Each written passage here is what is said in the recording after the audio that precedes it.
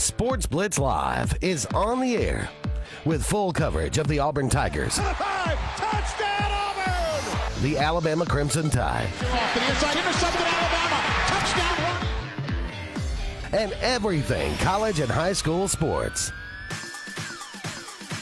Now, let's join Andy, Brett, Randy, and Luke for this edition of Sports Blitz Live.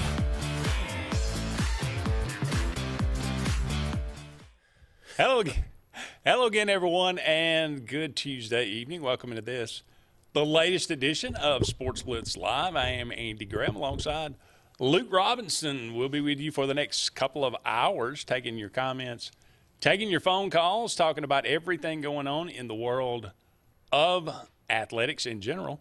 A lot to talk about. SEC Media Days is upon us. It will get underway next week at the College Football Hall of Fame in downtown, beautiful Atlanta, Georgia. Brett and Faith are going. Brett and Faith are going amongst many, many others, and they can have it. And you know, I've been one time, and that was enough. I've been when it was in Birmingham, and I couldn't go this year anyway because I'm going out to Utah next week for work. But I had the opportunity to go through the locked on and everything, and I was just like, man, I just don't know. I appreciate it. I love what it signifies, you know, that the season is right around the corner. Mm-hmm. However, it's just sort of – it has become more of a dog and pony show to a degree. My son, who's at Arizona State, is at the Big 12 Media Days because he does some stuff with the university and et cetera. And, you know, I'm happy for him, but the Big 12 is not going to even pick – that, you know, who do you think will finish first, second, third? And there's like last today. I'm like, what do you mean you're not going to pick? That's the whole if the SEC didn't pick, I'd be like, why would anybody go to this? Yeah, I mean, just to meet a guy that you're going to meet a gazillion times during the season because you're only bringing 3 people that you know will play often, and so they'll be available to reporters. I mean, I just thought that was the dumbest thing I've ever heard. I can't imagine doing something that would attract less attention. Like if you pick, and I think their reasoning was this. Last year they picked Oklahoma State to win it. Oklahoma State goes 0-8 or whatever in the league. They were terrible. They were terrible. Yeah. Okay. So what? I mean, famously, they use that all the time. You know, SEC writers haven't picked the SEC champion in – exactly. You know, twice in 26 years. I mean, it's just so. What a chicken crap way to be. I mean, they don't mind picking the preseason conference left tackle. They don't mind doing that, which is even much dumber than picking who you think's going to win. Especially because when you get those, half of the people that vote have never even heard of the guys. Never even heard of it. Nobody's paying attention to the right guard. I don't mean that as I played right guard for a long time. But I'm telling you, when I was smaller. I used right guard. Yeah, I used right guard almost twice a week.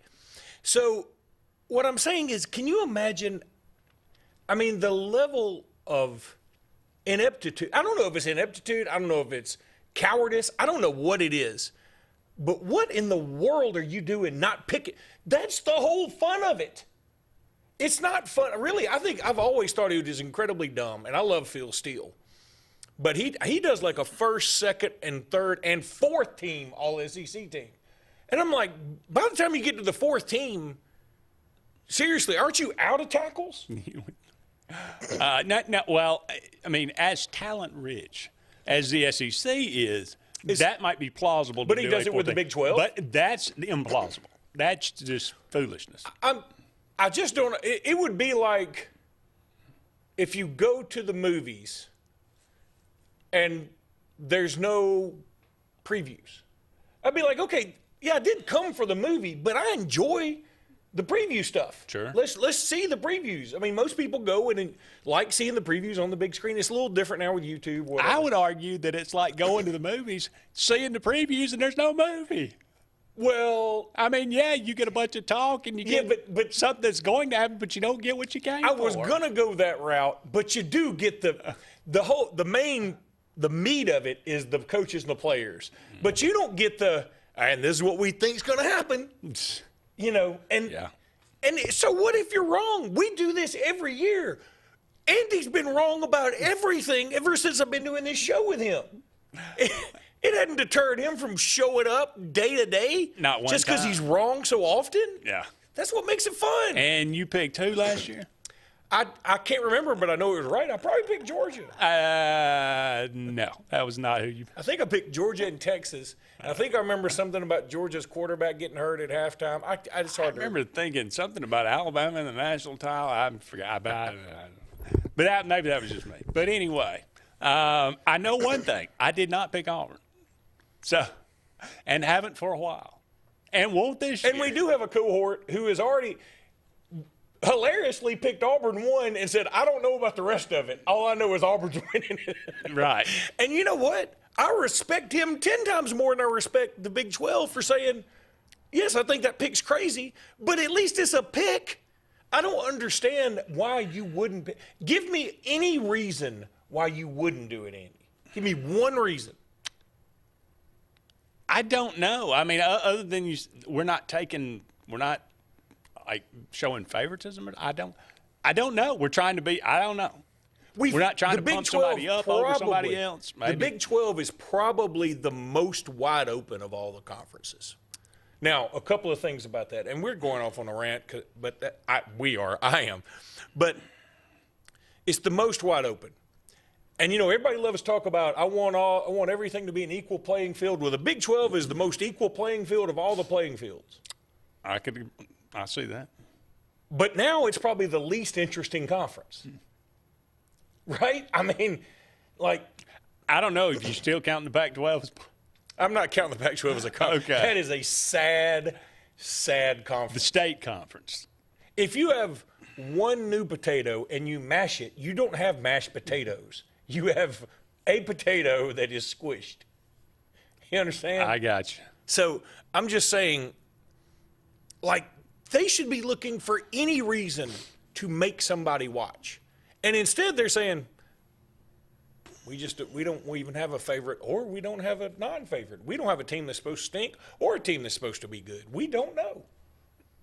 And I just think it doesn't make a lot of sense. It doesn't make a lot of sense. I'll grant you that for sure. All right, as I mentioned, SEC Media Days, well, on the heels of that, on this show, and I know you've all been looking forward to it. It's time to start the SEC preview from Sports Blitz. We do this every year. Got a couple of guests lined up tonight. Hopefully, we'll get in some good information from behind the curtain at Texas and Mississippi State. Now, Andy, how in the world did you come up with these two teams? That's a good question. That seems to be the question every year. I took a top team, and I took the bottom team. And we're going to take the second highest team and the next to bottom team. And we'll do them like that every week until the season. So that way you were both entertained and bored. This is true. Well, hey, that's the thing about the SEC. Even the teams that finish last have a lot of fans that show up every week. So there's interest in whether your team's doing well or it's not. So we will look at Texas and Mississippi State. Tonight, we'll talk about anything and everything else that's happening. Saw some Heisman odds. Shockingly, Arch Manning leading. If you want to place a bet, apparently he's the odds-on favorite. All right, we got a little time for this commercial break, so I'm going to go on another rant. Okay. I got one of the sites, maybe on 24/7, whatever, said, here's our top 16 SEC quarterbacks. Yeah, I've seen a lot of those lists. And, remember, we've got Lenora Sellers and Garrett Nussmeier in this league. We've also got DJ Lagway in this league. There's three pretty proven dudes. Arch Manning, we've seen some of him a little bit. Not really much in meaningful competition. And he also does have a last name which, again, I think should bump him up a little bit. He should get the Manning bump just a little bit. I have no problem with that. Saying he's the best quarterback in this league, I think, is asinine. Now, I go back to my first point about the Big 12. At least they have a take. And at least I can call it asinine because they have a take. So what are you basing it on? Are you saying I'm basing it on this. What they possibly could do or what they have done? That's what I came to. I was like, okay, if you tell me this is who I think is going to be the best quarterback in the league, like you're projecting all the way to the end. then if you want to put Arch Manning there, I'm fine with it. But if you're going to do that, tell me why on earth you have Ty Simpson and Austin Simmons so far down the list. Because Ty Simpson's got a good wide receiver core. He's got as much playing time just about as Arch Manning does. It ain't far off from it. And he's also a former 5-star. Austin Simmons, everybody is raving about this kid. I have no idea if he's going to be any good or not because I don't follow Ole Miss all that much. But I just know everybody raves about him, and he plays for a pass-happy coach. So I would think if you're going to, again, do this projection thing, I would think, okay, they should be given credit. In fact, he had Jackson Arnold way down the list. I'd say the same thing. Auburn's got a good receiver core. If you're projecting like that, then I feel like you should give Jackson Arnold a little more credit. Instead, he put them way down the list, and I think the argument was, well, we hadn't seen enough of them. Well, I hadn't seen enough of Arch Manning. And again, I'm for giving him Manning points. I think he deserves them. Name a Manning that hadn't worked out. Even Cooper Manning was okay at Ole Miss. He wasn't playing quarterback before he got hurt. So I get it. You're a Manning, you're a quarterback, you get plus 2 points. You start out on second base. I'm fine with it. But you can't tell me that you're doing this based on a projection and only use that criterion for Arch Manning. If you're talking about who's the best quarterback right now and you don't say Garrett Nussmeier, you better say Lenora Sellers. Those are the only two that are really proven. DJ Lagway played a lot, looked okay. I could buy him being second if you want him to. But for my money, I'd put Garrett Nussmeier there. I just think he's the one that has proven the most, and he's got some pretty good wide receivers. He's still got Aaron Anderson. He got the kid coming over from Oklahoma, Nick Anderson, and then the other kid whose name escapes me right now from Kentucky that I love. He was a ballyhooed recruit. So he's got plenty of weapons too. So my point is I just don't like it when people change the narrative for every pick. Yeah. Well, again, you make your list however you want to make it, but just be honest about and, clear about, is this how they're like that? Whenever I see a top 25 list, I always ask, is this how you're projecting them to finish, or is this how they start the season? How do you There's think a big difference. I think you can do it every way you want to do it. I like to do it. This is how I think they're going to finish. See, I see that. I make 2 lists. So I would say I think it should be how you think they are now. And I think it gives you more room for adjustment. If you think it's how it's going to finish, if you have Ohio State starting out as 1, that'll always be there like, yeah, but I still think they're going to win it, so I'm going to bump them up a little more. But if you say this is how they are now and you take it week to week, and let's say Ohio State gets buried by Texas in the first week, then I think that's fine. Do it both ways. Yeah. I got we no should have problem. 2 AP top 25. Why not? There you go. That would add a little bit more controversy to the mix. Well, the Big 12 said no, we should have no AP top 25. All right, we're going to take a break, and hopefully when we come back, we'll be joined by Brad Kellner from Locked On Longhorns to talk about the Texas Longhorns and the 25 season. Don't go anywhere. We'll be back with more right after this. Sportz Auto Sales, Highway 280 in Kellyton, Alabama, is home-owned and home-operated. If you're looking for tires, they have it. If you're looking for a vehicle, they have them. Great selection. Always out looking for more just for you, the customer. And if you're looking for service, whether you buy the vehicle from them or whether you buy the vehicle somewhere else, they do service work and got a great crew there. Keep us in mind. Why don't you go by Sportz Auto Sales on Highway 280 in Kellyton today. What's the verdict? Can't fix your heat pump. Need a new one. Uh-oh. What are you thinking? I'm thinking Daikin. Call on Kevin Kill and Sunshine Heating and Air at 256-825-4849, Central Alabama's premier Daikin dealer. So what's he thinking? Oh, he's thinking Daikin. Daikin, one of the top selling in the world. Now I'm thinking Daikin. Daikin. Comfort for life. Russell Do-It Center and Building Supply is your headquarters for all the brands contractors know best. We are your local home improvement store with 9 convenient locations throughout Central Alabama. We have a huge selection of Weber and Traeger, Pelican coolers, Milwaukee and DeWalt tools, and other top brands.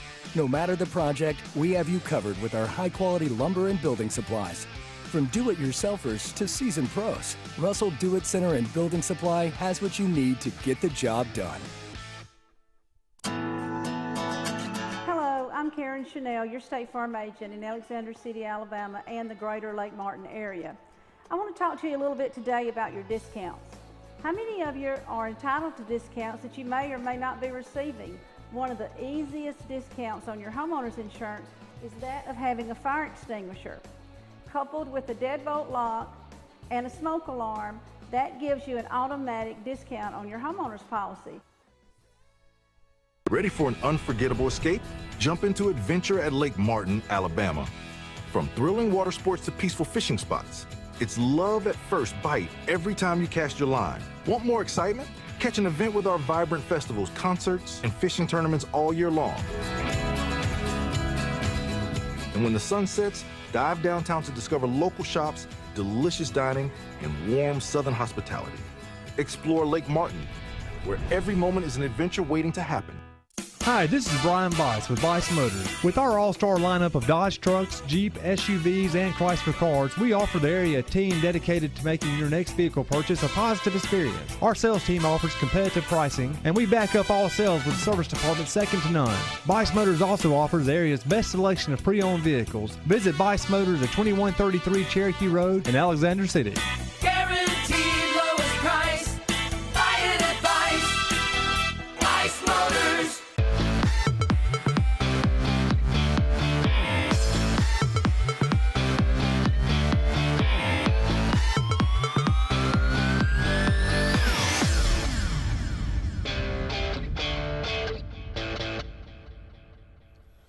Welcome back, everyone, to Sports Blitz Live. Andy and Luke here with you.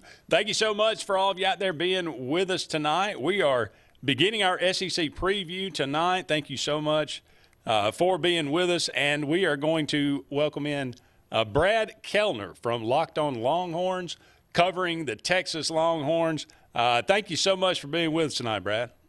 Anytime, fellas. Appreciate the time. Absolutely. Well, obviously, Texas is going to be one of the highest rated teams in the country. A lot is expected of them. It's probably national championship or bust as this team is loaded top to bottom. Tell us a little bit about how this team is going to be the same and different from the 2024 version. Well, we'll start with the big differences, right? Texas had 12 players selected in the 2025 NFL Draft, which was the third most in college football. So there's going to be a lot of new faces on this year's team compared to last year's team. And obviously the new face that's garnering the most attention, I'm sure a guy that y'all are going to ask me about at some point during this conversation, is Arch Manning. And, I mean, the hype train, it's insane. Not only here in Austin, not only with Texas fans around the country, but with college football fans all across the world. So he's obviously the biggest change from last year to this year. But, man, Steve Sarkisian is doing a tremendous job of building Texas back to what it was kind of when Mac Brown had things rolling for the Longhorns back in the 2000s. A ton of talent. Texas brought in the #1 recruiting class in the country in 2025.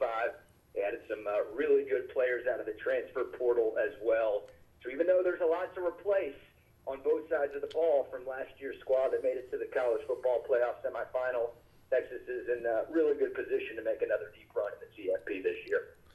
First of all, aren't you glad that you're not at the Big 12 media days where they won't even pick the teams that they think will win the conference? Oh, man. Yeah, I am. No disrespect to Frisco, Texas, but a little more excited to be in Atlanta next week with SEC Media Days. That was a pretty successful first year for Texas in all sports. Obviously, the SEC championship in football got away from the Horns a little bit, but top to bottom across all sports, it was a fun first year for Longhorn fans. Yeah, I mean, with where the SEC is headed compared to where the Big 12 is headed, it's a pretty good feeling to be a part of this conference, that's for sure. All right, I don't want this to come off as I'm not buying into what Arch Manning is, because I think Arch Manning is very, very good, okay? But I saw a list the other day, we were just talking about it in the previous segment, that ranked the top quarterbacks in the SEC. And it had Arch Manning 1 and Nussmeier 2, and I think Lenora Sellers 3 and Lagway 4 maybe. And I was thinking, okay, I don't mind you ranking Arch Manning 1 if the criteria is, okay, this is where I think they'll be at the end of the year. But at the beginning of the year, I don't see how anybody could say Garrett Nussmeier isn't the best quarterback in this league right now, because we just hadn't seen enough of Arch. Now, he may come out and just burst onto the scene, but he hadn't played – he hadn't started and actually won a super meaningful game yet. He's played some here and there against some meaningful competition, but we haven't seen him actually just, hey, he's the reason Texas won the game. And we have seen that from Nussmeier. Is that fair? Oh, yeah, absolutely. You guys know how sports journalism works in 2025. You got to have the hottest take in the world. You can't have a reasonable, rational take. And if you just say, can we wait this thing out? Can we be patient and see how Arch Manning plays? Nobody wants to listen to you. So everyone's got to have the, Arch is the best quarterback in the country take. I'm sure y'all saw what Paul Feinbaum said the other day, saying that Arch is the best quarterback the SEC has seen since Tim Tebow. So you either have to do that, or you got to do what Steve Spurrier did and say, Arch is terrible and he ain't all that, and he was so good he would have been starting ahead of Quinn Ewers last year. So you can't, for some reason, today's journalism, you can't have the rational, let's wait and see how good this guy is before we crown him as the best or crown him as the worst quarterback in America. So, I think it's fair. I mean, look, Garrett Nussmeier, we know a lot more about him. Heck, there's a number of quarterbacks across the SEC and across the country that we know way more about than Arch Manning. You said it, he played a good amount last year, but he started 2 games, and they were against Louisiana Monroe and Mississippi State, who was the worst team in the league. So, until we see a little bit more from Arch Manning, I think it's very fair to say, well, we got to see it before we can say he's better than anybody else in this league. You might not be able to divulge this information until next year, but how much did Texas have to pay to get this SEC schedule 2 years in a row? Because, frankly, y'all's SEC schedule is big time bad for a team that is so good. And if I were Oklahoma, I'd be pitching 9 fits right now.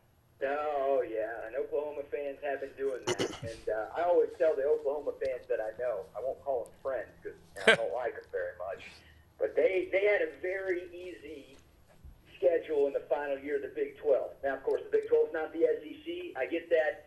But Texas had a tough schedule by Big 12 standards in the final year, and Oklahoma had like the easiest parting gift ever from the conference.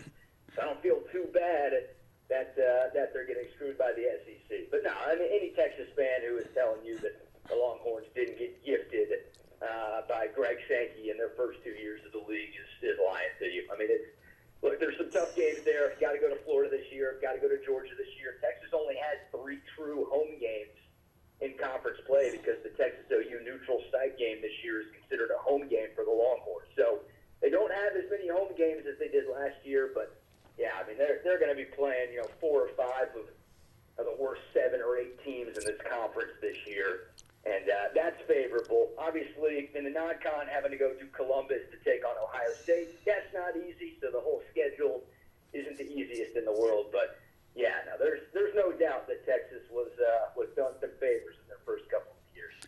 One final question, and we'll let you go.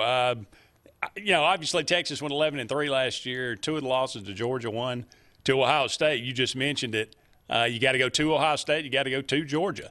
How does Texas solve that mystery?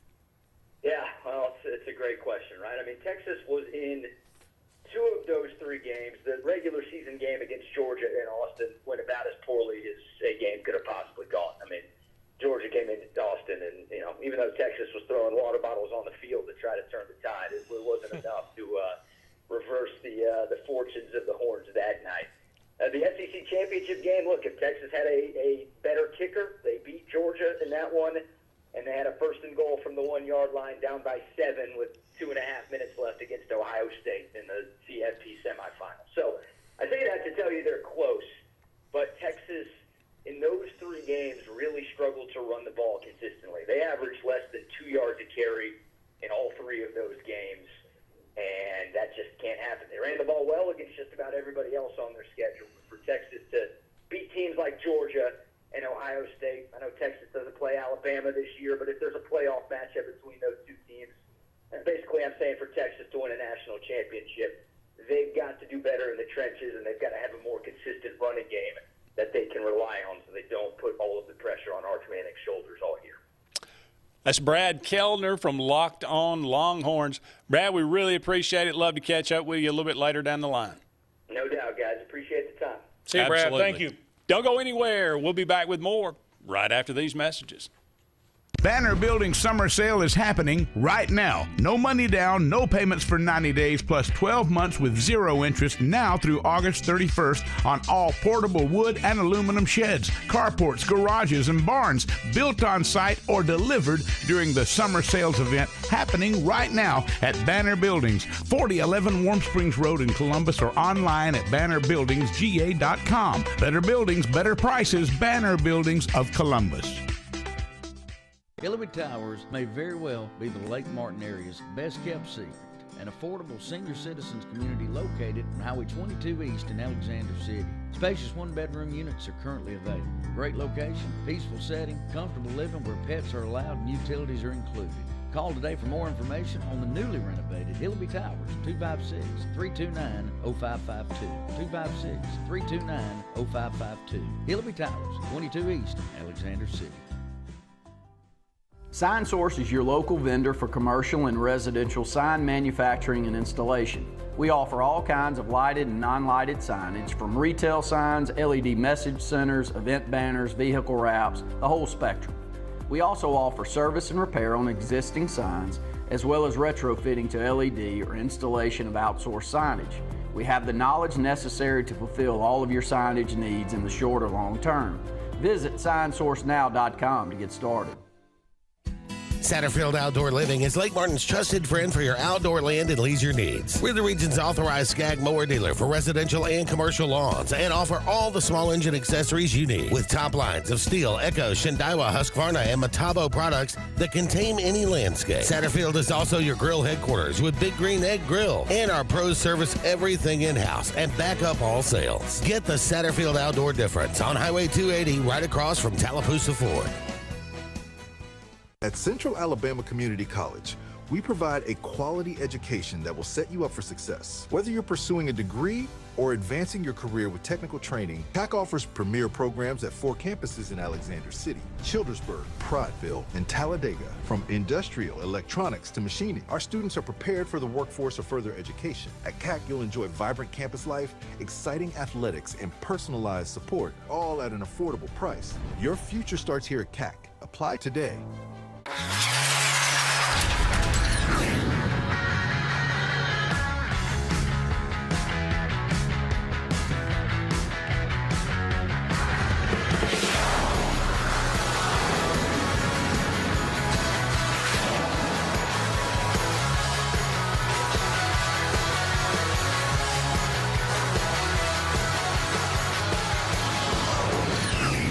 Visit our new locations in Gadsden and Oxford today.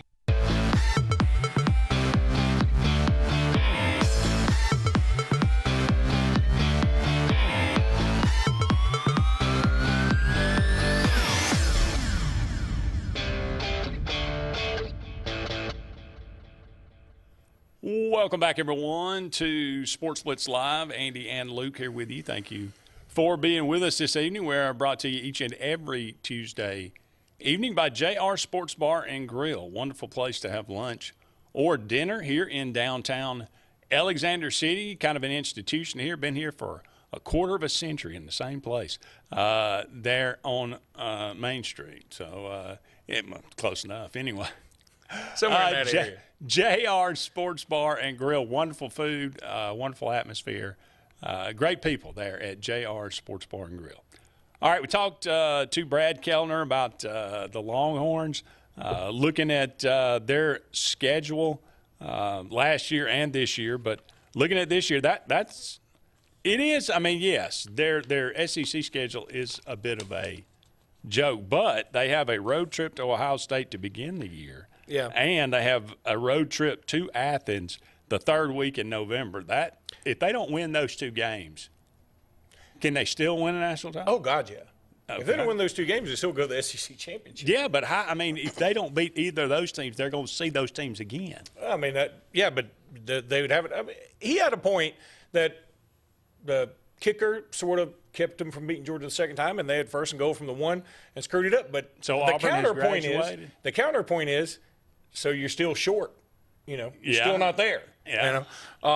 It's everybody's always got a if this had happened, then this would happen kind of thing. But my point is usually the right team usually wins. Certainly there are some strange occurrences, but I think Georgia and Ohio State were better than Texas, and they proved it 2 times. Georgia did. I don't know twice. if Georgia was better than they were in the SEC title game, but I'll buy. I would also. They were certainly better in the regular Georgia season. also lost their quarterback. That's at what I halftime. say. So, now, again, their SEC schedule, and I think we all have been the beneficiary of some fortunate SEC scheduling from time to time. I mean, everybody's going to. You can't avoid it. It's a lot harder to avoid it in this conference. I'll tell you this.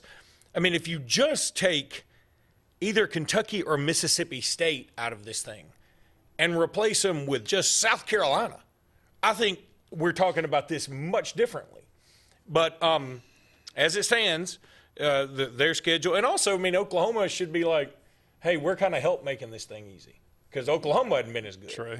So, and frankly, I'd say Oklahoma hadn't been as good, and Vandy's been a little better than we thought. So, but I look at this schedule and I think, those are the 2 games. Now, the opening their SEC play at Florida, that's difficult. That could be a trap game. They beat up on Florida pretty good last year. There's a Florida squad that got hot towards the end of last year. They've got DJ Lagway. They've got some talent. People seem Billy Napier has revived himself and that program to a degree. Yeah, but after they go out and lose to Miami in the first game. If they go out and lose to Miami in the first game, Florida could just tank immediately. There's no doubt about that. But they have a bye before that. True. So I think that certainly helps them. So they have at Florida, Oklahoma, and Dallas, at Kentucky, at Mississippi State. And then they have Vandy at home. And then their final 3 games are a little bit tricky. They struggled with Vandy last year now. Well, everybody did. They only beat Vandy by 7. Well, I mean, Vandy wasn't bad last year. I know it was funny because South Carolina routed them. I was going to say, not everybody struggled. I know. But Vandy can only play so well so many times. And see, they have to play well every time. They can't be like Texas and sort of roll the ball out there and it's already 7-10 to nothing. Like Vandy's never going to do that, right? So they have to be peak every time. Whereas Texas can, if they sort of mess around with Kentucky, they'll still win. If they mess around with Mississippi State, they'll still win. They should. They should.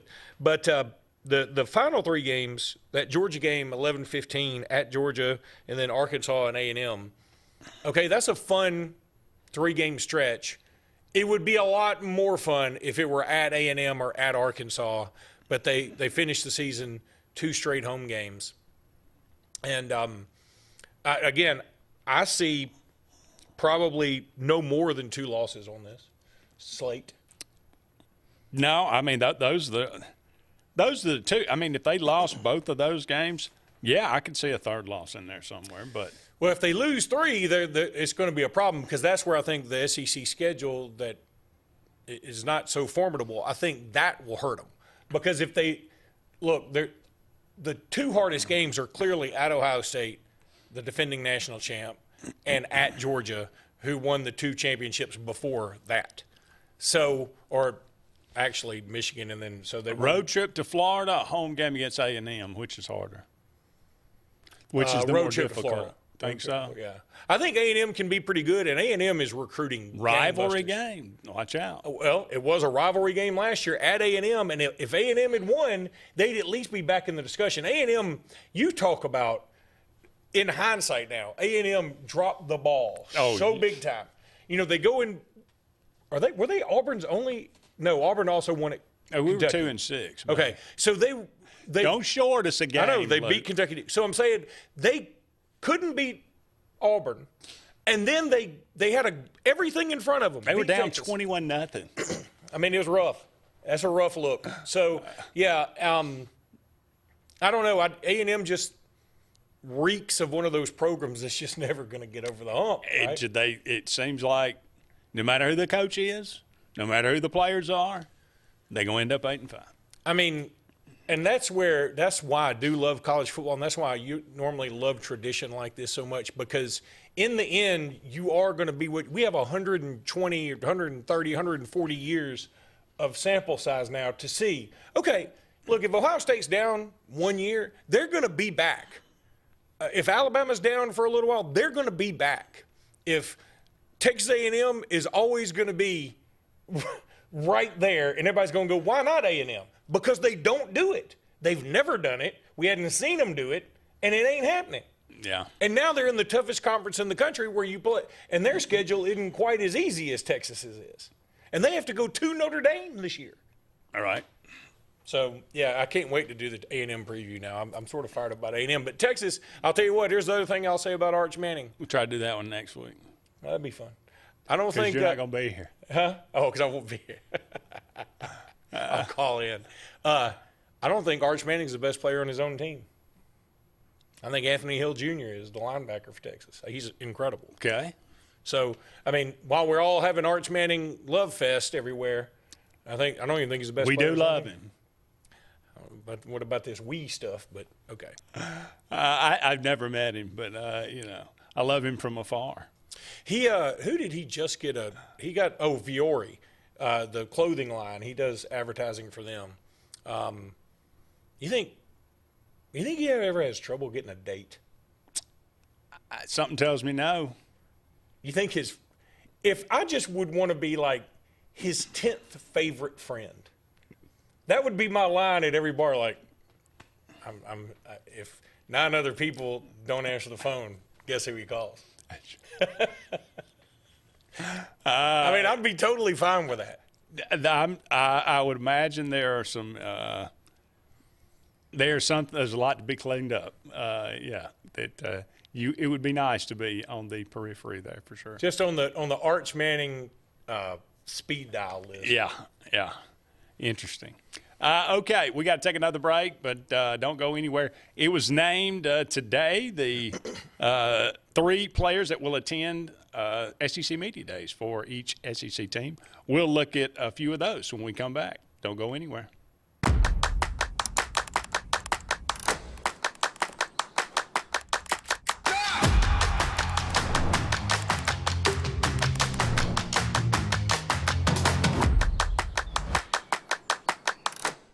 You've dreamed about the perfect house, a place to call your own, and a place to not only stretch out, but to grow. Auto Owners protects your house because to you, it's home. That's simple human sense.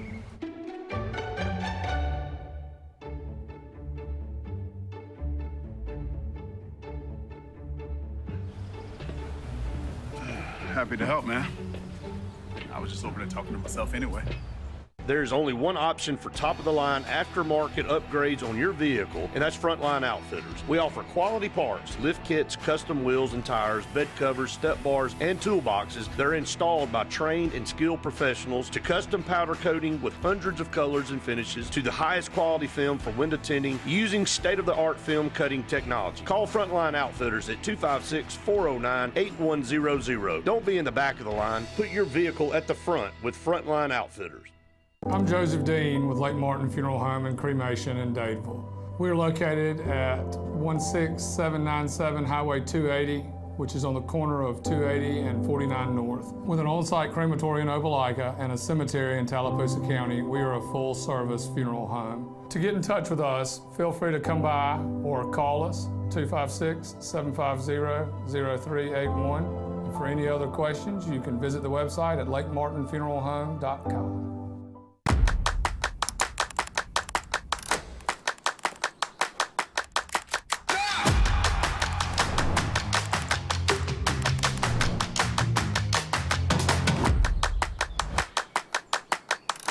There's only one clear choice in the Lake Martin area for plumbing, heating, and air.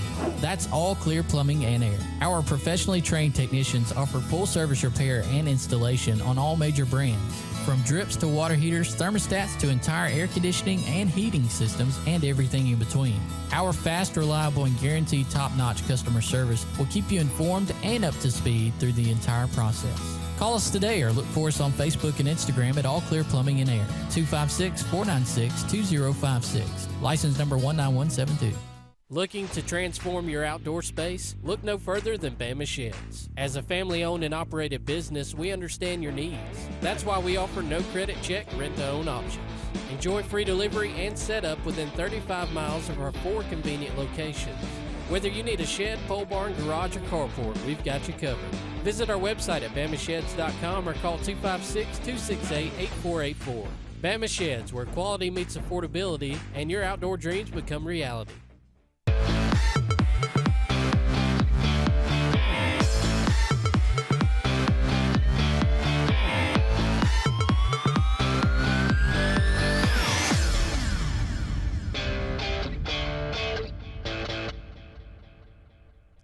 Welcome back, everyone, to Sports Blitz Live. Andy and Luke here with you, brought to you each and every Tuesday evening by Sunshine Heating and Air. For all your heating and cooling needs, give Kevin Kill and his crew a call today. Sunshine Heating and Air. Okay, the 2025 Football Media Days student-athlete attendees.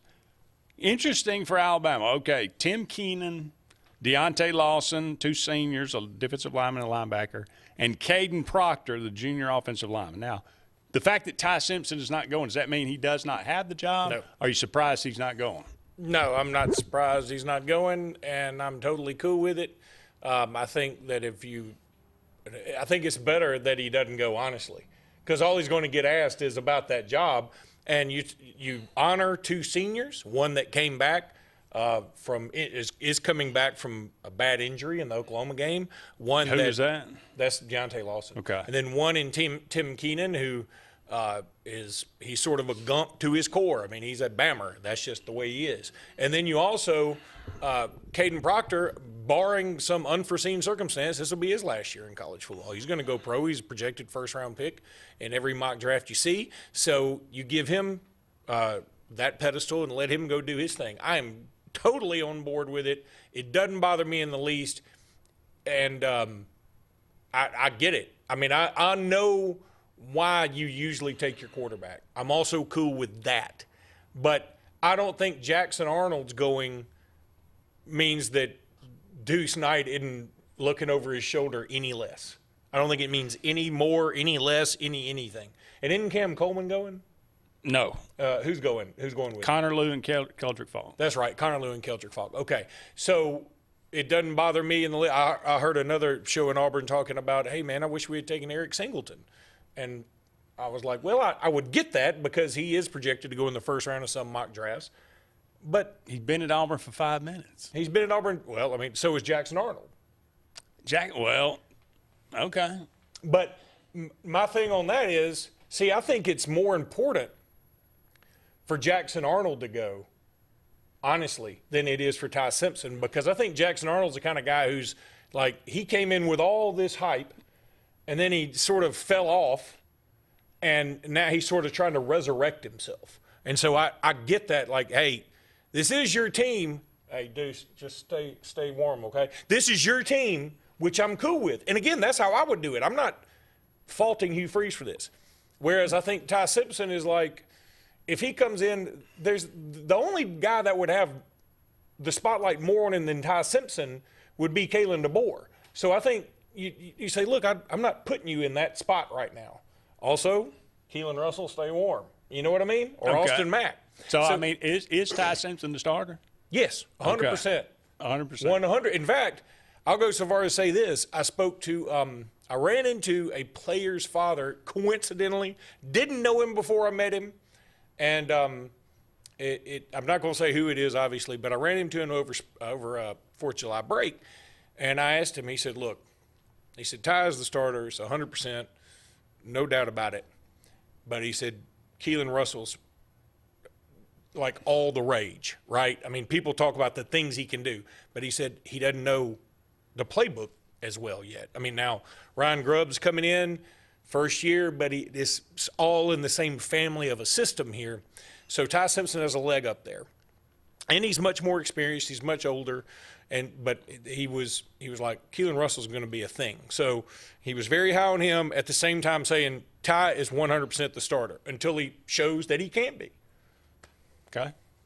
All right. As he mentioned, Jackson Arnold, Keldrick Falk, Connor Lew, the center, all juniors, going for Auburn. That, I mean, clearly you make sense. Hugh Freeze kind of, established that Jackson Arnold was going to be the starter. I think that was kind of a given that he was going to go. Keldrick Falk's the leader of the defense. Connor Lew, a guy that Hugh Freeze flipped to get his first time he'd been on, when Hugh Freeze first got the job in that class 3 years ago, and has been a stalwart there at the center position.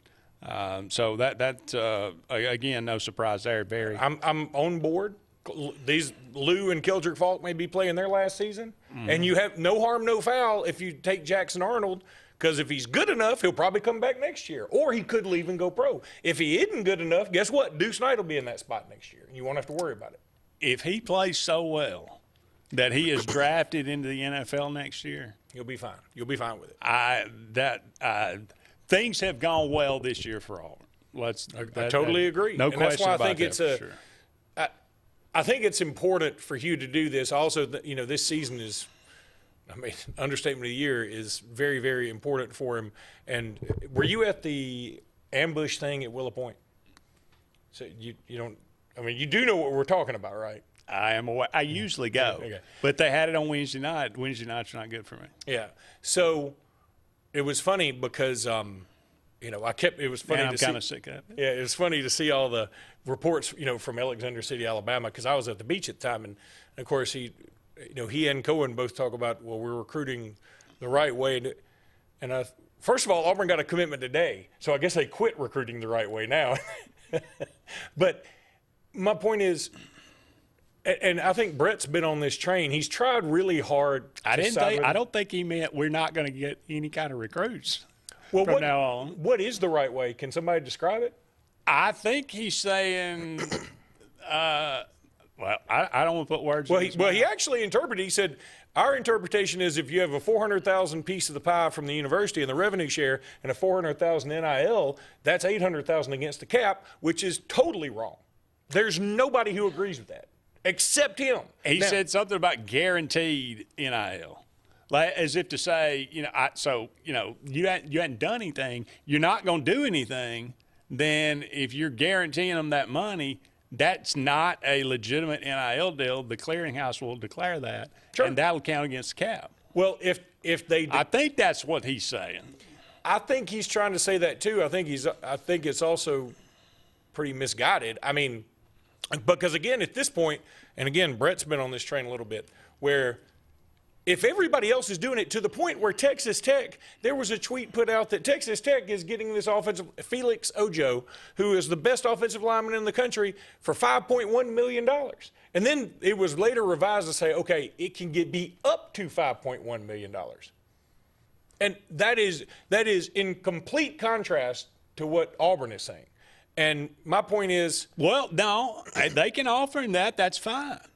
But that only leaves so much left for the rest of the team, for the rest of the school. Well, yeah, that's not what they're doing. Nobody thinks that at all. I guess you could look at it that way, but you can pay one person $18 million if you wanted to. It'd be. You can give them every. Well, I don't know how the Big 12's doing it. They might be doing all 20. The SEC decided to take 2.5 off. I don't know how they're doing it, but I'll say this too. Everybody goes, well, we're just following the rules. Okay, tell me what the rules are, because I don't really know what they are, and I don't think anybody does. And even if you broke them, who's going to get on to you for it? Does anybody know that? We're supposed to know, but does anybody really believe it? Has anybody been in trouble yet? No. Who knows? This is a case, and I am not a fan of it. I want to go on record saying that. I'm not a fan of this. But it is clearly a case of it's better to ask for forgiveness than permission. And again, I don't understand why that is so difficult to comprehend, and I still don't like it. I wish college sports weren't like this. We all wish that. We all wish it was much more clean, and we all understood it. And all of a sudden, going back to 1985, when the SMU parking lot looked like a Maserati dealership, seems a lot better than what we have right now. But it is what it is, and it ain't changing. I am aware. Okay. And with that, we'll take a break. Don't go anywhere. We'll be back with another segment right after this. Here comes more big rigs, loaded with new GMC trucks and SUVs to Glenn Smith in Opelika. Choose from a huge selection of full-size GMC Sierras, discounted up to $13,000 off, and enjoy no payments until September. Plug into the future with the exciting new GMC Sierra EV, now with a 36-month lease for just $799 a month. That's right, just $799 a month. Glenn Smith GMC, now celebrating 33 years. Get ready to drive and get ready to smile. Main Street Family Urgent Care. Main Street Family Care offers a wide array of services that allows them to treat many conditions, and they also offer primary care. In addition to these services, they also offer DOT physical exams, lab testing, sports physicals, and vaccines. They accept most major insurance plans, including Medicaid. Main Street Family Care, open 7 days a week. Main Street Family Urgent Care. Heal better, feel better fast.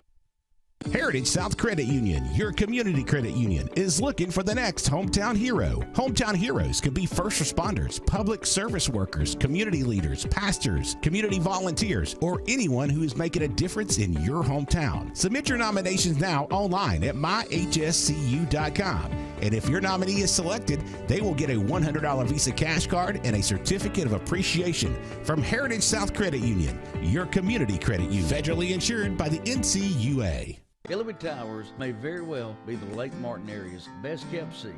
An affordable senior citizens community located on Highway 22 East in Alexander City. Spacious one-bedroom units are currently available. Great location, peaceful setting, comfortable living where pets are allowed and utilities are included. Call today for more information on the newly renovated Hillary Towers, 256-329-0552. 256-329-0552. Hillary Towers, 22 East, Alexander City. Red Flag Pest Control is Central Alabama's best in pest control, with hometown service in Lake Martin and now the greater Montgomery area. When you see pests, throw down the red flag. Termites, bed bugs, carpenter bees, mosquitoes, or general pests. Red Flag gets the job done at the right price for your home or business. At Lake Martin, call 888-943-0353 or in Montgomery, 334-265-1831. Red Flag, the best in pest control in Central Alabama. If you listen carefully, you'll hear the roads of Alabama calling. And Sarah Honda has your answer. Serving you for over 40 years with one of the largest Honda and pre-owned inventories in the state, and the Sarah Promise. Our best deal when you buy or trade, a 72-hour exchange policy, a no-hassle trade-in promise. Written offers are good for 7 days. And our best service promise. Our factory-certified technicians help keep your vehicle running smoothly. That's why Alabama can be yours to discover in a new vehicle from Sarah Honda in Sylacauga.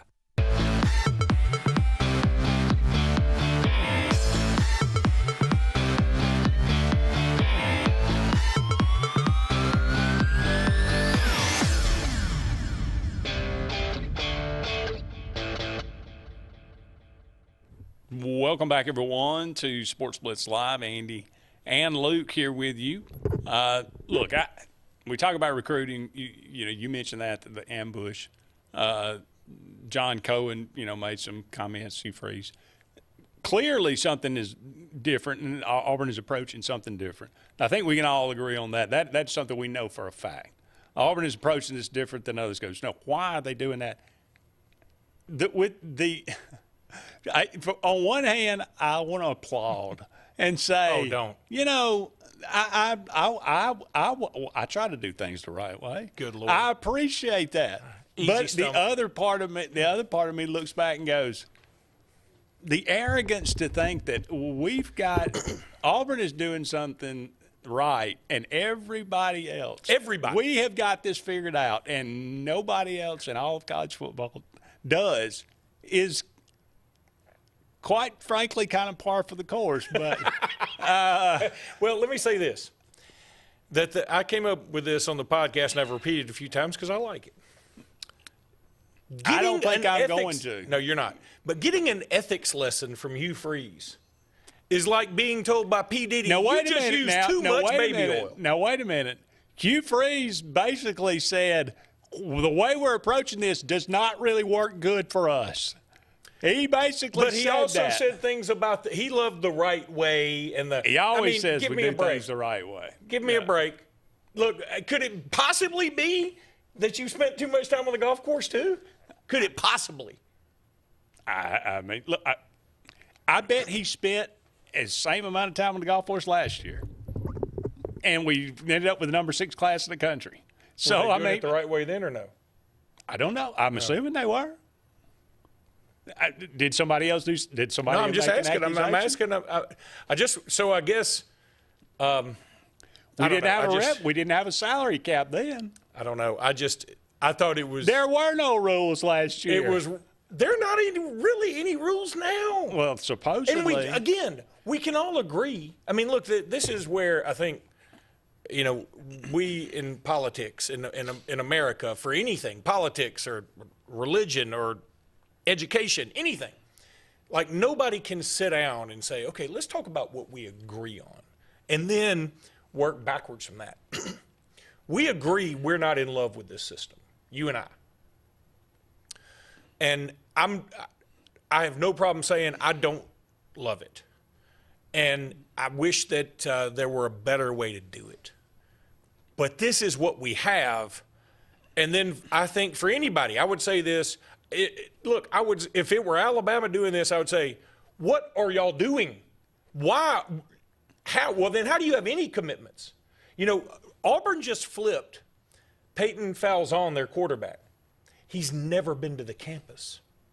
He's a top 150, 175 player in the country, committed to a big school. It wasn't like he was committed to Bowling Green. He was committed to Penn State. Clearly, we have a little money we could get offered. Well, my point is, and again, I don't mind it. And in fact, I'm not going to even suggest anything nefarious went on, because if it did, it's not nefarious anymore.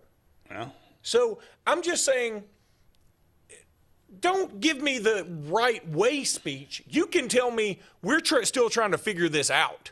I can buy that. Clearly, that's what you're doing. But telling me we're doing this the right way when the rest of the world is doing it another way, as I said on Saturday Sports Countdown, a friend of mine once said this to me after a breakup. I was upset. I was like, man, he said, Luke, nobody liked her. And I said, well, but I did. And he said, if everybody in the room's got 2:30 and your watch has 2 o'clock, is your watch this screwed up? Auburn's at 2 o'clock right now. That's the only way to put it. Based on that logic, though, you're saying your clock's right. Your clock's not right. I'm saying everybody else has 2:30-ish. It's not. By God, it might be midnight right now. That's the point. We're in the twilight zone. That little girl that went into the other dimension that you couldn't say, that's where we are right now. There are no rules. If there are, nobody has any. That's the then problem. don't say you're doing it the right way. Well, you can always do things the right way in a certain sense. You could try to. Again, they obviously they have interpreted some rules and they are going about it. That's fine. Now they said August 1st. If August 1st comes and goes and, there's a big, huge, thing, something happens, Auburn says, okay, well, we can't do this. We got to, we'll do it whatever way is appropriate. We'll move forward. We'll do that. I don't know what'll happen, but it just, something doesn't obviously jive. And so, but it's just a bizarre sounding way to justify not doing well is what it sounds like. Now, again, and Hugh Freeze went on to say it again, I don't think this is going to be correct. He could be correct, but he said, hey, I think we'll have a top 10 class. I believe it. And I think, okay, that is a very bold statement. I appreciate it. Just like I would have appreciated the Big 12 having a preseason bowl. I appreciate Hugh Freeze saying that. I don't see how mathematically, unless you flip a ton of people. And apparently Auburn's only going to sign 15 to 17 folks this year, which makes it even tougher. Even if all of them were high 4 stars, it'd be tougher. So it doesn't make a lot of sense mathematically. But I appreciate his saying that. Some people will say, hey, well, he painted himself in the corner. I guess you could go that route too. But look, I kind of dig the swagger. I kind of get it. Obviously, Ole Miss has proven that if you can recruit in the 40s and sign great portal classes, you can win 10 games a year. I would also, but before you go that route, I would also say Ole Miss rarely plays a schedule to the level of Auburn's. This year may be different, but I think they rarely, because Ole Miss does have I don't know what the schedule is going to be next year.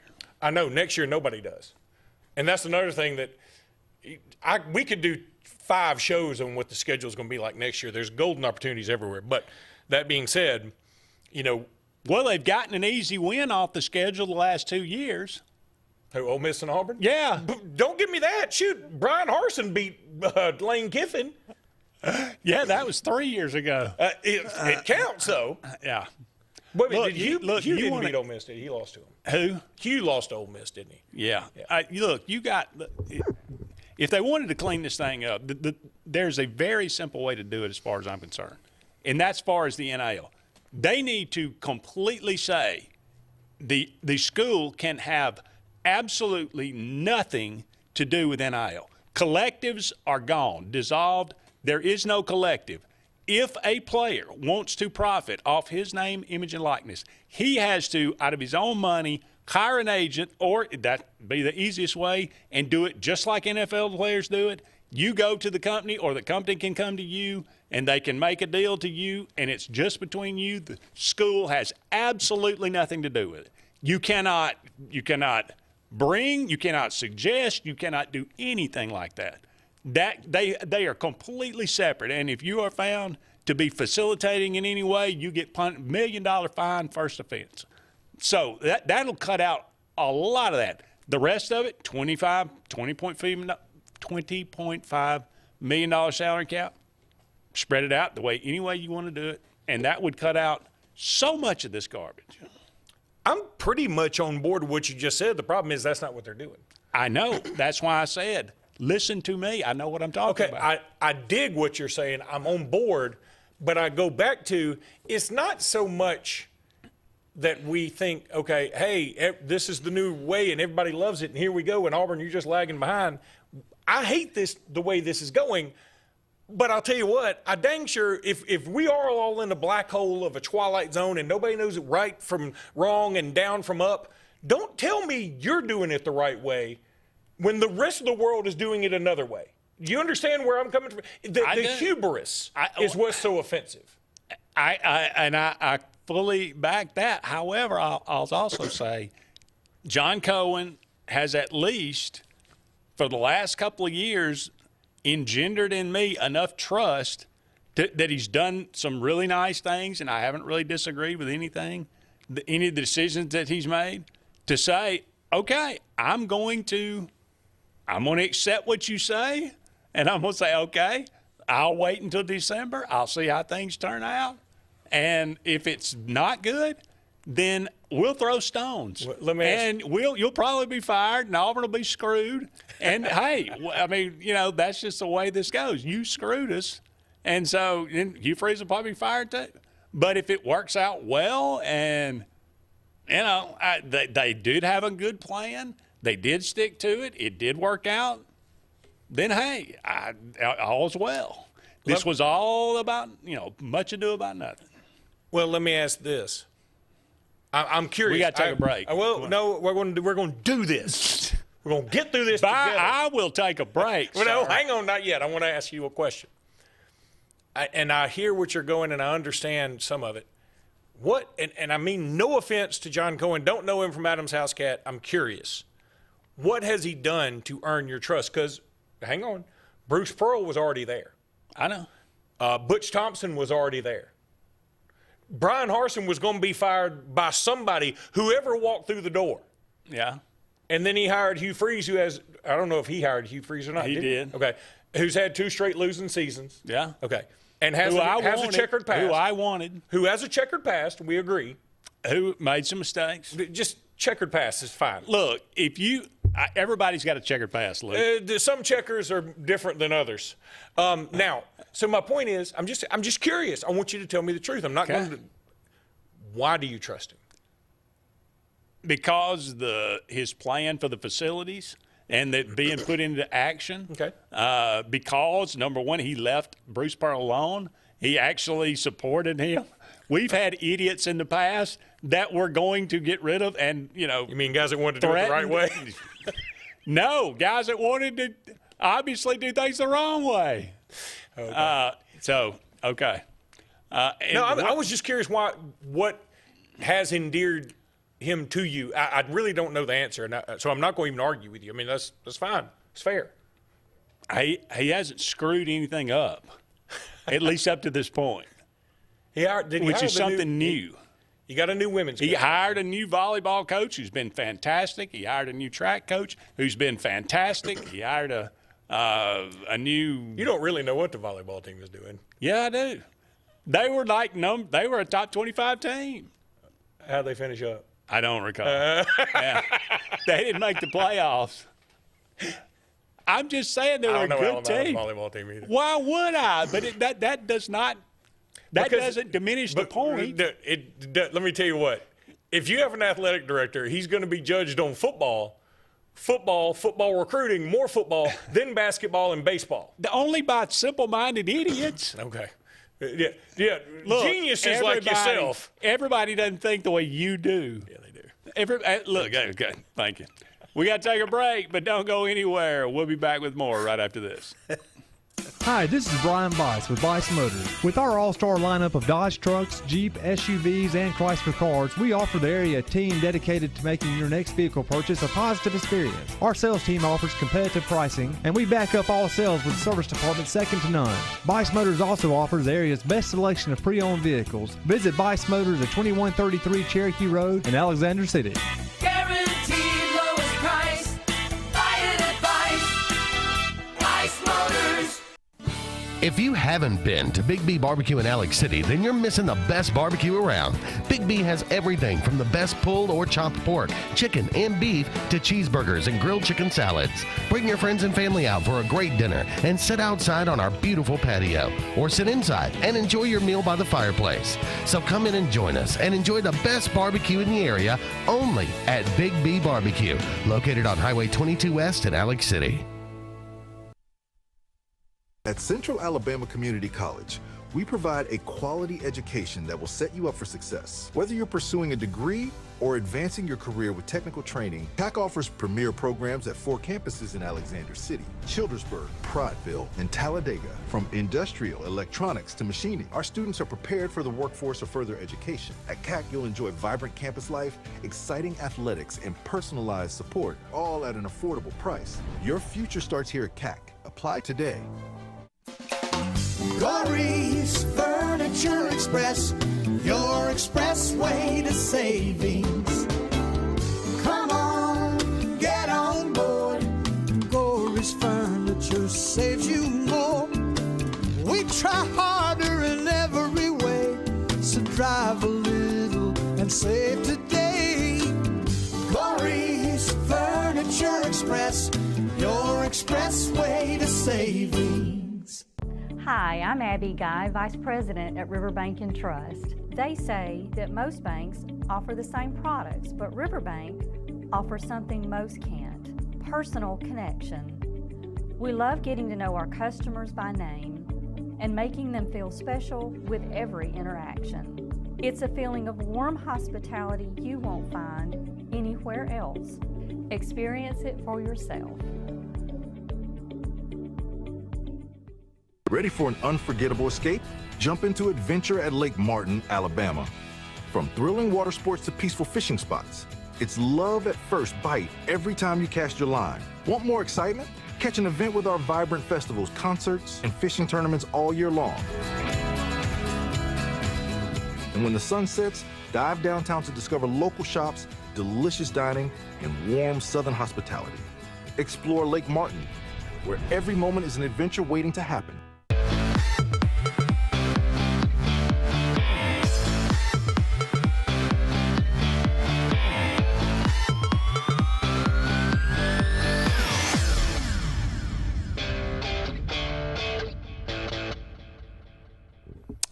Welcome back, everyone, to Sports Blitz Live. Andy and Luke here with you. Thank you so much for all of you out there being with us tonight. We're going to continue our SEC preview tonight, talking about the Mississippi State Bulldogs. We're going to welcome in David Murray from the 24/7 site, Gene's page, covering the Bulldogs. David, thank you so much for being with us. Well, I appreciate you having me on this evening. And as we was now a week away from Mississippi State's appearance in Atlanta, which, of course, the Media Days kick off on Monday, and the largest press fest in the country will be just to all of its glory. I'm one of those handful of folk that can tell you how much it's grown, because I didn't make the first one, but I did make the second Media Days back in the old Sheraton downtown in Birmingham. And let's just say it has grown a little bit in quantity. Not so sure about the quality, but that's for old coots like me to talk about. Dave, a couple of things. First of all, you came in at just the right time, because I was going to reveal to the viewing audience that Auburn's volleyball team was 14-13 last year, even though Andy told us they won the Olympics. So I just wanted to get that corrected. I said they were terrible, and they hired a new coach. He got them to the top 25. Apparently, they took a turn for the worse this past year. Wasting this nice man's time. Yeah. Dave, by the way, Dave, do you remember, speaking of the old SEC Media Days, like there was a broadcaster in Montgomery named Phil Snow that used to do skywriting the SEC? You remember that? I was a part of it when I was in media relations in the early 80s. I was among the staff that hosted the Skywriters. Wow.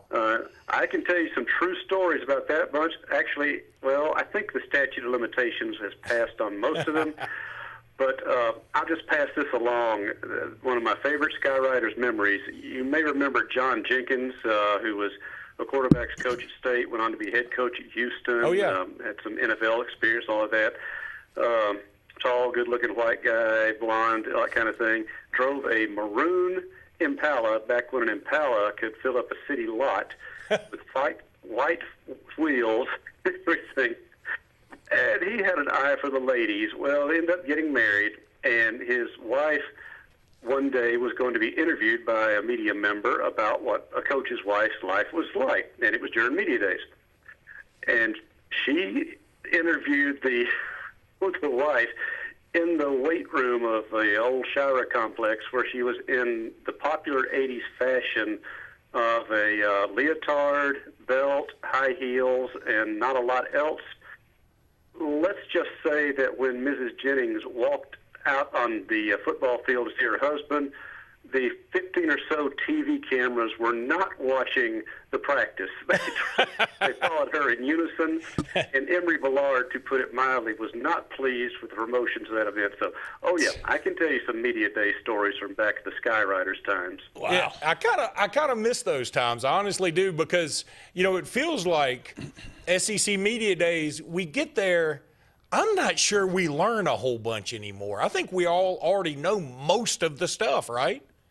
No, we don't know anything. That's the point. You don't come out of Media Days now knowing anything more about the conference in general than you did before.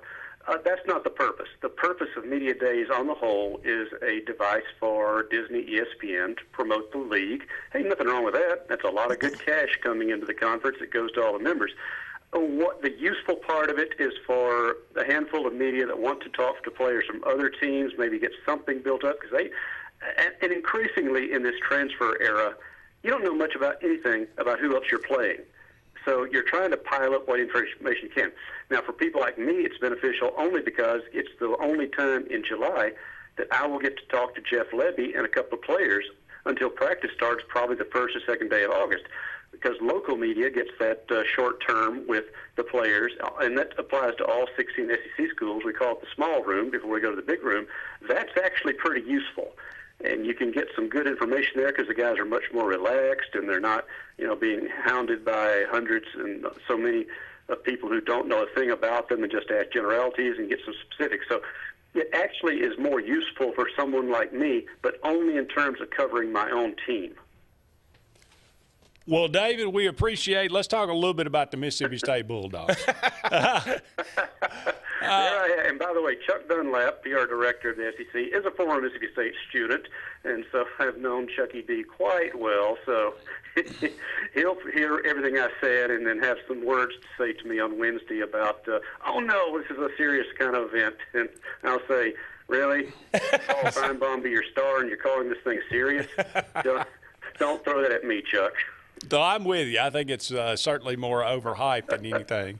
But look, I hate, maybe it was a more fun subject to talk about, but Mississippi State 2-10 last year, really struggled, obviously, without kind of the obvious there. But Jeff Lebby, year number 2, I think Blake Shapen coming back. What's the mood like in Starkville now, and what's the optimism for this season? Well, you hate to put it in these terms, but you begin with the baseline thought of it can't be any worse than 2-10 and going over the SEC. And realistically, I don't think it can. Of course, nobody last year knew Arizona State would be as good as they were, and ended up being a 7-point game at the very end. But the point is now that Mississippi State has got to make some strides in year 2. My own personal baseline is they've got to win 5 games to show the progress necessary to other recruits and transfers to start sustaining some progress there. I think the offense is going to be capable of that. Yes, the offensive line is going to be about half new and half, maybe one veteran really among the bunch, but you've got enough guys returning there, 4 out of the 9 who played significant stamps. So you feel okay about the line with the guys you brought in transfer portal. And to me, guys, that was one of the more amazing things about modern college football, the fact that coaches now are able to take offensive linemen from various schools and in the course of a spring and one preseason, get them playing pretty efficiently. I think that says a lot about the coaching that's going on. Maybe the offenses are simpler, or maybe the guys are just prepared smarter. Anyway, as far as skill positions, State graduated the bulk of its receivers, but I have no fears about Chad Bumpus putting together another quality receiver group. I'm not worried about that.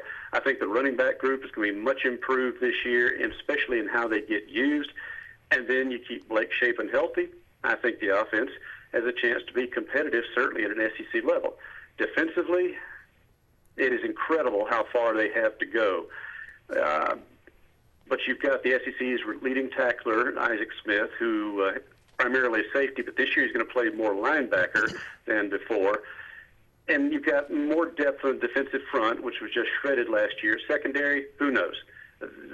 They gave up something like 75% passing to SEC quarterbacks last year, partly because there was no pressure up front, partly because they just weren't good at covering. So the defense has got the most to prove this year in the second season under coordinator Coleman Hutzler.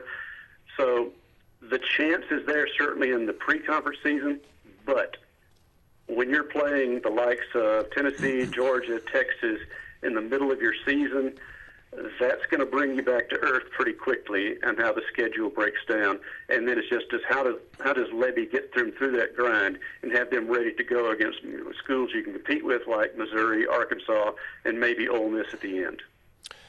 First of all, I give Mississippi State a lot of credit for playing Arizona State. I know when Mississippi State and Arizona State scheduled one another, Arizona State probably thought Mississippi State would be a little better, and Mississippi State thought Arizona State may be a little worse. But I've got a son at Arizona State. I know he had a lot of fun at that game last year. And then I look at you talk about 5 wins being what you think the threshold that needs to be met. And I'm looking at the schedule thinking, okay, if that's the case, with your first 5 games of Southern Miss, Arizona State, Alcorn State, Northern Illinois, and Tennessee, all at home, I think you got to get 4 of those 5 to meet your threshold. Well, one correction: Southern Miss is not at home; it's in Hattiesburg. Oh, okay. I'm looking. Okay, well, then it's first time you State still was stay gone to Hattiesburg since 2015, and as a Jones County boy from the Free State myself, one county away from Hattiesburg. I'm looking forward to seeing some friends down there in the town. But and with Charles Huff taking over at Southern Miss and how many of his Marshall team that he brought with him, you don't know what they're going to have thrown out there against you. And it's at 11 o'clock in the morning kickoff as well. Now, sometimes that tends to work against the home team more so than the visiting team, particularly for season opener. To me, State not only needs to win the game, quite obviously that. If you don't win that game, your season's over before it begins. I'm sorry to be that blunt, but that's really what it comes down to. I think State certainly should win the game, but it's more like, how do they win it? How do they look in the process of doing it? You've replaced Toledo, which gave State a pretty thorough whipping on Scott Field, with the likes of, as you mentioned, the other non-conference games, and of course return game from Arizona State, which I think returned 17 of their starters, but not their big hoss running back. Not Scatteraboo. So, yeah, Scatteraboo, and that guy, man, he was a tank. But here's the thing. If State's defense had played in September the way it was showing signs in November, State wins that game. They just, the linebackers constantly out of position. They really didn't have a good feel for what they were trying to do. They improved, at least technically, during the course of the season. I think that game would have turned out much differently in the last half of the season, but you play them when you play them.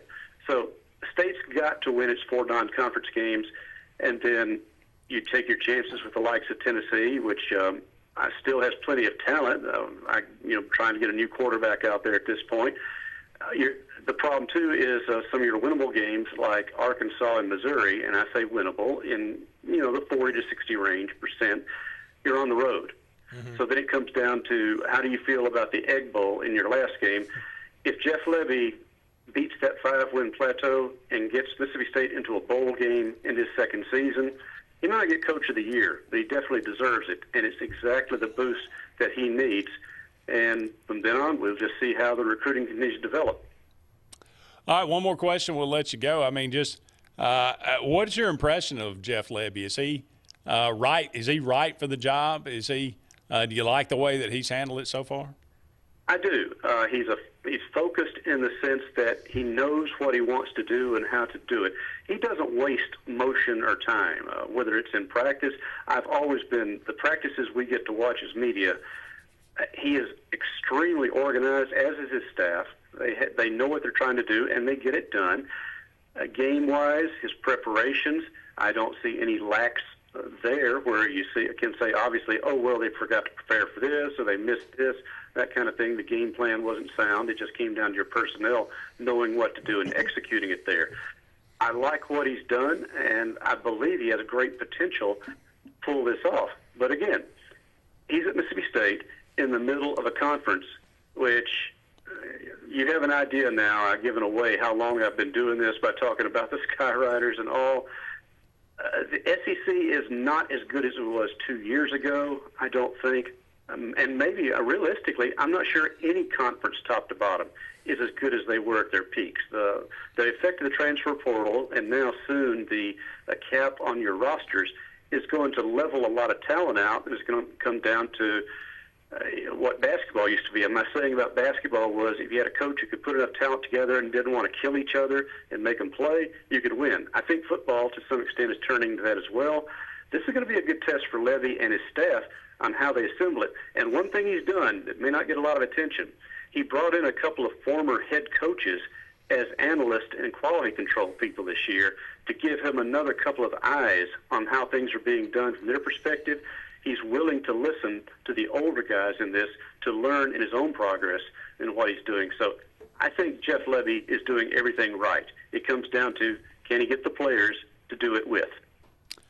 David Murray from the 24/7 affiliated Gene's Page there, covering the Mississippi State Bulldogs. Been doing it for a long time. Gene's Page has been around before the internet was cool. David, thank you so much for being with us, and always love to catch up. Yeah, well, I'm from the era when all SEC games were 1 o'clock or something like that, except down in Baton Rouge, and there was a good reason for that then. So that'll probably give you an idea. And most stadiums have no lights in those days. That'll tell you exactly how old I am, and the fact that now here's Mississippi State installing LED lights in his stadium here. I just look at it and think, my. A lot's changed. Oh, these football stadiums and things, it's pretty amazing what it is now. But, with all the changes and all the frustrations of the portal, and frankly, with fans now kind of stepping back in their own enthusiasm because the players being the mercenaries they are, that's not a gripe. I'm not an old man yelling at the clouds. It's just a reality. It's still the game. And come kickoff on August 30th, It won't matter to me all the changes, whether it's internet, lights at the stadium, or whether the quality of the hot dog in the press box is any better or worse. Usually these days it's worse, by the way. It's still a game, and that's why we all love it, don't we? Absolutely. You're dead on. Appreciate it, buddy. All right, guys. Good to hear from you. Thank you so much. Don't go anywhere. We'll be back with more right after this. When you want quality, selection, price, superior financing, and a pain-free buying experience, look no further than Sons Automotive Group of Montgomery and Auburn. Sons of Montgomery offers the best selection of Kias, Chryslers, Dodges, Jeeps, and Ram trucks. Conveniently located on Eastern Boulevard, Sons Ford of Auburn is the region's Ford volume dealer. And when you shop at any Sons location, they will maximize all incentives and financing options for anyone's credit. Whether Kia, Chrysler, Dodge, Jeep, or Ram in Montgomery, or Ford in Auburn, Sons Automotive treats you like family because they are family driven.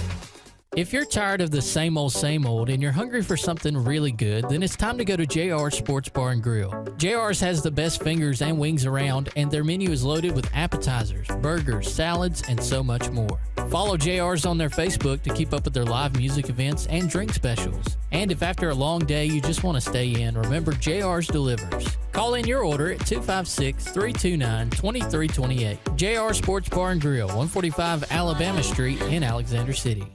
Adams Motorsports of Montgomery knows it's the best time to ride. Right now, get the best deals on all of our Suzuki and Kawasaki street bikes, side-by-sides, four-wheelers, and dirt bikes. Adams Motorsports has it all, and our inventory is vast. Get out there, ride the streets and trails, and let Adams Motorsports make your pleasure our business. With family customer service and service after the sale. It's time to ride, so come see us on Eastern Boulevard in Montgomery or online at adamsmotorsports.com. Inspired by the bold bison, Southern Union students blaze new trails every single day. They press forward knowing their SU education will lead them to success. Affordable, accessible, and locally unparalleled. Whether you're transitioning to a university or launching straight into a lucrative career, a degree from SU SEC can help you blaze your path. 3 locations, dedicated faculty and staff, endless possibilities. It's all waiting for you at Southern Union. It's time to venture forward. Register today. Lee Apparel is your go-to vendor for screen printed and embroidered apparel and promotional products. We print and embroider free custom-made graphics or outsourced designs on everything from t-shirts, headwear, corporate wear, team sportswear, high-end safety apparel, and promotional products. At Lee Apparel, you can always expect quick turnaround time, competitive pricing, friendly customer service, and free in-hands delivery on all orders. Visit us at leeapparel.com to get started. There's only one clear choice in the Lake Martin area for plumbing, heating, and air. That's All Clear Plumbing and Air. Our professionally trained technicians offer full service repair and installation on all major brands. From drips to water heaters, thermostats to entire air conditioning and heating systems, and everything in between. Our fast, reliable, and guaranteed top-notch customer service will keep you informed and up to speed through the entire process. Call us today or look for us on Facebook and Instagram at All Clear Plumbing and Air, 256-496-2056. License number 19172.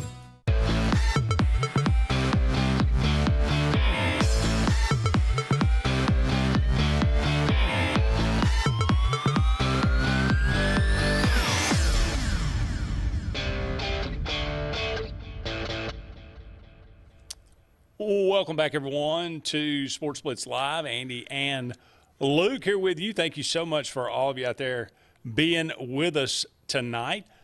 Just for the record, Auburn women's volleyball team in 2022, terrible 5-13, hired a new coach, went 22-9 the next year, 10-8 in the SEC, made the NCAA tournament. The next year went 20-10, went 10-8, and made the NCAA tournament. Not according to the SEC website in 2024. In 2020, and had a bad year, had an off year in 2024. Okay, I'm looking right here, 14-13, 4-12, but whatever. Now, what? In 2024? Yeah. Yeah, it had a bad year in 2024. That's what I said. Okay.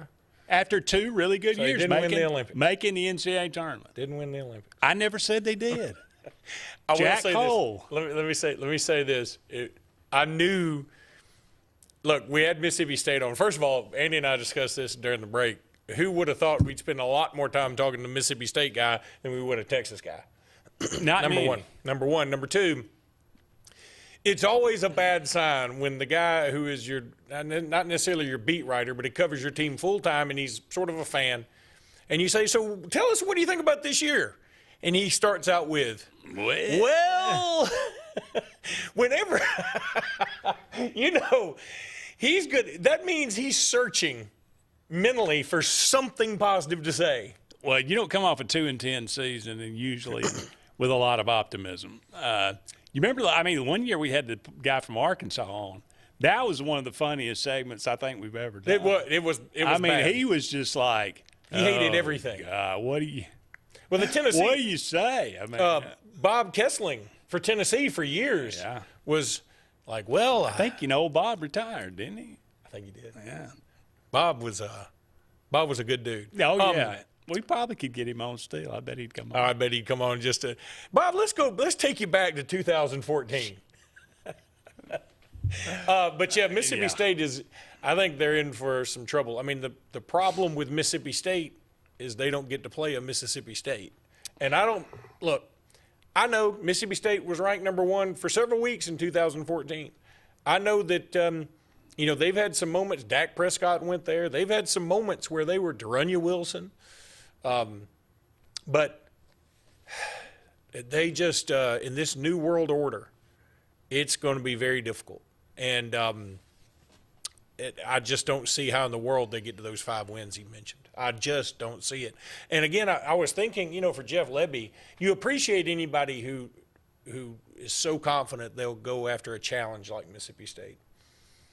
But I think it's sort of a coaching graveyard, and it's really a bad spot for Mississippi State folks because if you get somebody who's good, help me, Dan Mullen. Dan Mullen. If you get a Dan Mullen, the first time a Florida comes open, if he's good enough, he's out of there. Then you ruin that program. You go, yeah. But I really think that if Florida had just, I don't know who he rubbed the wrong way. I think he could have righted that ship, but we're so quick to throw everybody out now. Yeah. But I just don't think they liked him for whatever reason. And he does seem unlikely. I guess so. But Jeff Lebby, here's the other. So Jeff Lebby, now your goal is, or your hope is 5 wins. And by the way, you're playing a team that was in one of your non-conference games is a team that was in the playoffs last year. Another one is a team in your state. By the way, you had it as a home game, missing away game. Actually, I did not. I'm just looking at this piece of paper. How am I supposed to have a neutral site game? I thought he said it was at Hattiesburg. He said it's a neutral site. Oh, he did? Where is it? I don't know. I can't remember what he said. Is it in Jackson? Maybe somewhere like that. I'm not sure. Okay, it doesn't matter. I'm not sure if it was listed like that. It doesn't matter, but in fact, the first thing I thought was, they should beat Southern Miss. And then he said, yes, Charles Huff is the head coach. Remember, he brought everybody from Marshall. And I was thinking, they may not win that game. So, yeah, I feel for Mississippi State because it does feel like that's going to be a program that's going to be – if somebody could ever get them off they need like a hometown hero to pick them off the ground, and a guy that's just like, I love Mississippi State, I don't want to leave. You know what I mean? I feel like that's what it would take to elevate Mississippi State to a point where it's like, if we don't make a bowl game, it's very disappointing. Whereas right now, if we make a bowl game, it is unbelievable. You understand? Yeah. Well, I mean, he talked about the importance of winning those out-of-conference games. That opener there with Southern Miss and Arizona. Arizona State at home. But I don't know. I mean, like 6:30, and it's not like the heat's going to get to them. It's 118 Arizona today. Well, that's a dry heat. Yeah, let me tell you what. I've been in it. It's an oven. Alcorn State, they obviously should win. Northern Illinois. But why is that so important? Because Tennessee at home, win or loss. Well, I'm going to say loss, but see, that's where I was going with this. I think they've got to win 4 of those first 5 to reach his benchmark. And I don't think it's going to be Arizona State. They bring back a quarterback. They bring back a lot of good stuff. I think they can get Tennessee. I think they can get them. I'm not going to predict it. Yeah. I'm just saying if you say which one is more likely, beating Arizona State or beating Tennessee, because of all the Nico drama, And Tennessee coming in with this new quarterback that nobody really knows much Well, about. Aguilar better be pretty bad. Yeah, but I'm saying, and it's, Aguilar's going to be dealing with the cowbells. And what if Mississippi State comes into this game and they are 3-1 with a close loss to Arizona State on their resume? I mean, it ain't going to be fun. Could be. Could be the dangerous. flip side is they could have a loss to Southern Miss and a loss to Arizona State, and they'll beat Alcorn State. Who's the other one? I'm not sure they'll beat Northern Illinois. Illinois. They could be 1-3. Northern Illinois is tough. At A&M. They're not winning that. They're not winning that one. Bye. They'll pull that one out. At Florida, Texas. That's 2 losses. Yeah. I mean, at best, I think they're 4-4. At best. I mean, I'm talking about best case, no doubt, or best case. Yeah. At Arkansas, now that's that. Like he said, he said 40-60-40 or 40-60, I guess. Winnable. I think he's optimistic on the 40-60 stuff. I do. Yeah. Georgia, that's a loss. At Mizzou, probably not going to win. Let me say this. I think Mizzou I don't is know more anything likely about than Missouri Arkansas this year. Well, they're bringing in Bo Pribula. And what does that mean? I don't know. He didn't play I had a at Bo Penn Pribula State, once, and I got it lanced. Got a shot of penicillin. Now I feel better. But, no, I think they can – I think they have a better shot to beat Missouri than they do Arkansas. I'll say that. Okay. But in the end, I mean, we're playing the optimist game here too, and we got to 5 wins, and I'm talking about we eked them out. Very optimistic to win 5 games. That's what we're saying, right? And I think I just don't know how in the world they're going to get to be bowl eligible. I don't. In fact, I think it's much more likely they only win 2 games again than they get bowl eligible. That's not. And I'm not an anti-Mississippi State dude. I would like to see Mississippi State do well. I know some Mississippi State people. They're good folks. They just want a taste. Why do you have that I hate Mississippi State bumper sticker then? That's weird. I know. It's I hate Auburn volleyball. We got to take a break. But don't go anywhere. We'll be back with more right after this. Alex City and west side of the lake. It's time to celebrate because the all-new Lake Martin Pizza is open with the area's best pizza, and it's just down Highway 63 South in our town. Lake Martin Pizza of Highway 63 has a huge outdoor seating area with enclosed heated comfort, a full bar with cold beer, wine, and full spirit selection with family ownership and fun for the whole family. Dine in or pick up. It's just a short drive to our town and is hands down the area's best pizza. Like us on Facebook to see upcoming live entertainment and watch sports on our 360 wraparound TVs. Rejoice. Lake Martin Pizza on Highway 63 is ready for you. I'm Joseph Dean with Lake Martin Funeral Home and Cremation in Dadeville. We're located at 16797 Highway 280, which is on the corner of 280 and 49 North. With an on-site crematory in Opelika and a cemetery in Tallapoosa County, we are a full-service funeral home. To get in touch with us, feel free to come by or call us, 256-750-0381. And for any other questions, you can visit the website at lakemartinfuneralhome.com. This spring and summer, make your land, farming, lawn, and landscaping needs have 0 risk and 100% success with Lake Martin Tractor and Outdoor. With 0% financing on all our Mahindra tractors, many with up to 84-month terms. Our inventory of Mahindra tractors and farm implements is beefed up, and more are coming in daily. We also have extended 0% terms on Spartan mowers to handle your mowing needs with the best and zero-turn mowers priced to move. At Lake Martin Tractor and Outdoor, your authorized Mahindra and Spartan dealer.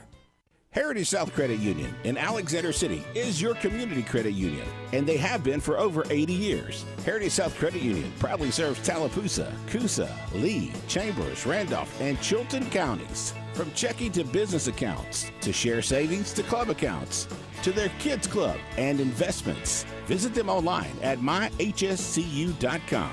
Heritage South Credit Union, your community credit union for 80 years. Federally insured by NCUA.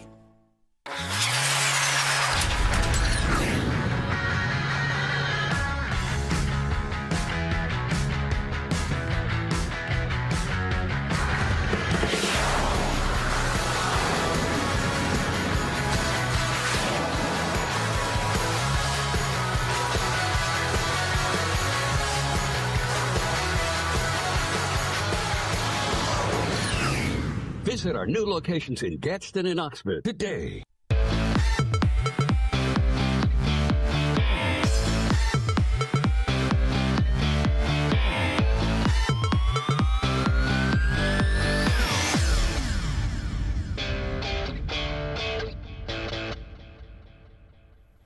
Welcome back, everyone, to Sports Blitz Live. Andy and Luke here with you. Thank you so much for all of you out there being with us tonight. Just a couple of more segments left in tonight's show. If you got any comments, give us a call, 256-234-6221. The Texas Longhorns and the Mississippi State Bulldogs, the first two teams in our SEC preview. We'll continue this on next week as well. They do play each other. It was actually a better game than I thought it would be last year. I think it ended up it wasn't that. No, it was 35-13, but I think it was like they pulled away in the second half. It was like running through a swamp. I mean, it just wasn't like it. Texas, again, it's one of those games where Texas sort of rolled the ball out there. Mississippi State was doing all they could, and it just wasn't. Well, it was like I was thinking about Georgia and Mississippi State. Yeah. Because Mississippi State scored like 31 points. It was weird. Yeah, that's right. They did. Weird against Georgia. But anyway, nonetheless, those two teams headed a different direction. That sounds like good to me. Thank you. Any other topics on the college football, or do we want to switch the subject? I think that I'm looking forward to the media days. I'm looking forward to everybody else having predictions. And I'm also happy when media days is over, because it really does feel like that's when things are beginning to get kicked off. Look, it's only like 3 weeks to the first NFL preseason game. I know you don't care anything about it, but that to me is the official start of football. The first NFL preseason game. Well, I used to like SEC media days a little bit better when it was 1st of August. This whole business is about being middle of July now. I mean, they keep moving it up. Sooner or later, it'll be in March. Yeah. I mean, what's the point? Well, let me also say this, that this time of year is usually the deadest time of year, right? But because of recruiting this particular year, these last 2 weeks have been incredible. If you follow recruiting, and I do, but they were like 25 of the top 100 kids commit in the last 2 weeks. It's been bananas. I mean, some huge names. Alabama went on a good run there. Oregon's gotten some players. Tennessee got Braden Rouse today, who's a really good linebacker. I looked at the top 100 a little bit earlier today, and it's amazing. Like, most of them are already committed. There's a few odd and end players out there, Tank Jones down in Mobile being one of them. But for the most part, all these guys are pretty much committed. It just shows the timetable for everything has been moved up. Well, that's probably going to nothing. Do you think they'll ever go back, or will we keep the December date? Or is that – what about they talked about doing away with the portal in spring. I'm all for it. I mean, I wish – has that happened? I don't know why we don't just have one portal season. 1 2-week period, or maybe 3-week period, because if somebody wants to go make a couple of visits, fine. If you want to say it's just a whole month, fine. But I think we just have one portal period, one signing period. And I would love for that signing period now. I hate it to be in December, and the reason is because it takes away from the playoffs, and coaches lose their focus, or you lose focus on one of the two things, the two most important things going on. So I wouldn't mind going back to early February. Look, if you want to be an early entrant, that's a different animal. So be it. You can get there 1st of January, whatever. But I don't need 2 signing periods. I don't need one in December at the beginning of December and then one in February anymore. I feel like we have bent over backwards to try and make everybody happy with this in terms of the players. And I think now it's time to pull back a little bit. Yeah, you got to remember the fans are the one footing the bill on all this in the end. Yeah. Well, I mean, for those of us that don't really, keep up with it, it wasn't like a national holiday for us. So, I mean, you want to put it there for whatever date, I don't care. Back in the day, I'm all for having just one, though. Back in the day when it was just National Signing Day and you didn't know where a lot of people were going until the last minute, it was fun. Now, that day, unbelievably, has turned out to be the week of July 4th, which is nuts. There were a lot of big announcements on July 3rd, July 4th, and July 5th. And again, you say, in your opinion, your well-informed opinion, that there will be fewer flips this year. Still believe that. I heard other people say there will be more flips than ever this year. We will find out. That will be interesting to at least look at and see what happens. I would be really shocked if there were more than ever, for sure. I definitely think the flip thing is going to be start winding down. Now, what you may see, though, is more people. It's a new phenomenon to pay people to commit. Now, you hear about that. I've heard about that specifically a lot with USC, which, on the surface makes some sense because they have 31 commitments. And I'm aware. And there's talk, well, people must be paying them to visit and all this other stuff. And maybe they are. I don't think that's something you're supposed to be doing, but I don't know. So, well, Auburn's not doing it. All I know for sure is Auburn's not. Now, again, going back to there's some more to that. Like Auburn decided, and I know they've done this 2, maybe 3 years in a row now. Auburn did get a top 300 linebacker commit today, by the way. It depends on the service. No, composite that you always composite. Like I'm fine with that. Okay, my bad. He's only a 3-star 247. He's a composite 4-star. That's top my fault. 298 I'm player in the country. I'm pro composite, using that more than anything. Are you dead on? Now, but Auburn decided to take that last weekend where you could take visits. Like they just give everybody off. They don't use that last weekend. This particular year, it hurt them. Now, and you're right. In some past couple of years, Auburn has finished in the top 10. Hugh Freeze's first couple of true recruiting classes. So, I don't know. I would totally understand if Cohen or Hugh Freeze had gotten there and said, you know what, we're having a sort of a difficult time. These rules are rather ambiguous, and we just don't want to do the wrong thing. I could buy that. I just don't like we're right and everybody's wrong talk. That's what bothered me. Yeah, I don't think that was actually what they said, but that was like to do it the right way. It was what they implied. It was the implication. Yeah, and look, again, part of me, and I know that you look at this especially as an Alabama fan, but I'm sure everybody looks at this and says, "Oh, Auburn, like they're going to try to do it the right way. They're the biggest cheaters of them all." And of course, everybody looks at every other school and says the same. Exactly. Now. But yet, Auburn fans, I can say, that from I don't guess it was 2011 to after the 2010 season, the NCAA investigated Auburn for over a year, I think, and did basically an equivalent of a full body rectal exam. They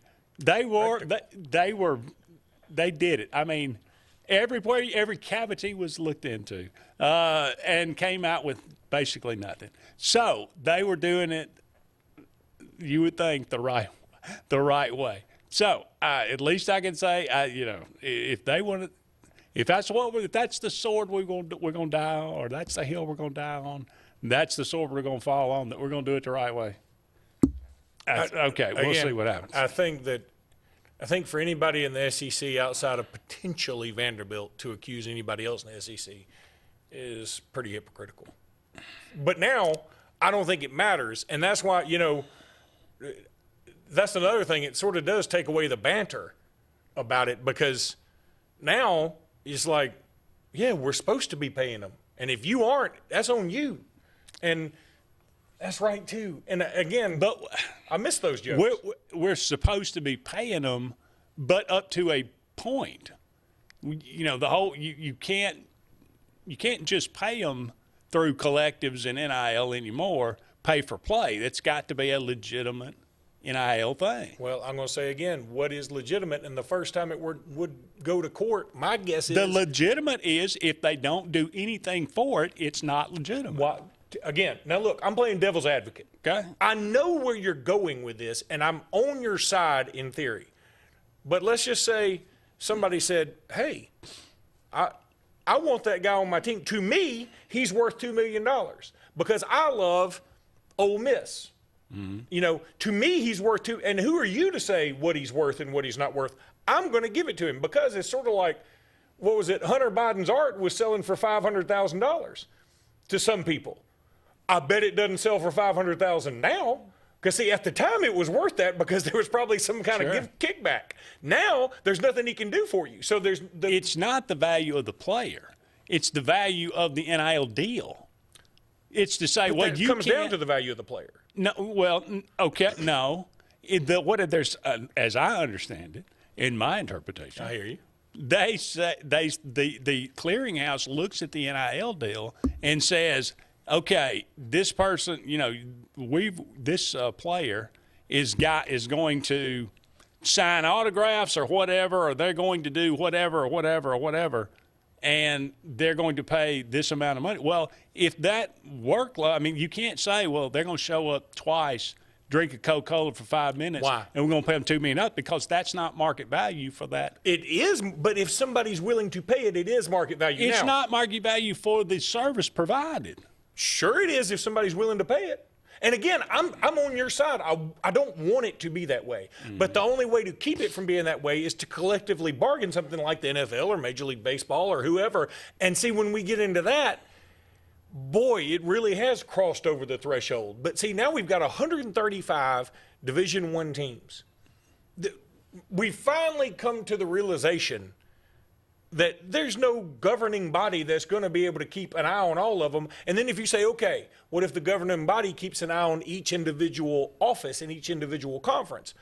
I promise you the SEC will turn more blind eyes than, say, the Mountain West Conference. Mm-hmm. So you can't do it that way either. So the only thing you can do, and this is where it's all leading to, and we've talked about it a million times, you're going to cut the field by a long shot, and you're going to have 48 teams maybe. And I'm already sort of on board with it because I'm like, it's coming, just like I didn't like playoff expansion. But it's here. I can't do anything about it. And I still love college football, so I'm watching it. But at the same time, people are like, well, boy, it just, Texas proved they couldn't beat Georgia. Yep, they proved it twice. They didn't prove it just once. They proved it twice. Couldn't beat them and played them at home. And then on a neutral site. It wasn't even in Athens.